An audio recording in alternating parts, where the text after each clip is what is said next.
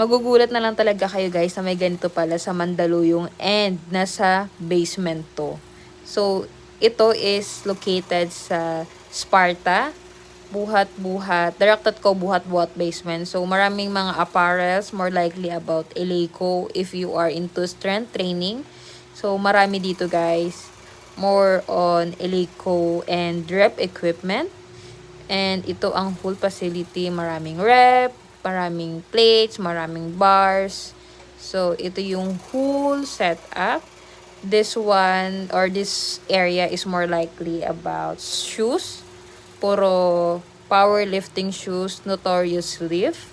So, may marami, meron sila dito from Generation 1 to SSG4, the latest one. So, this one is SSG4. SSG4 Stealth. Color white. So, ayan. Ayan yung buong itsura.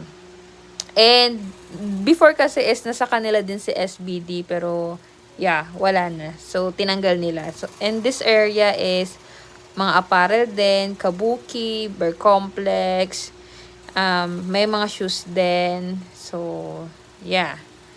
Ayan, mga different shoes of Notorious Dip.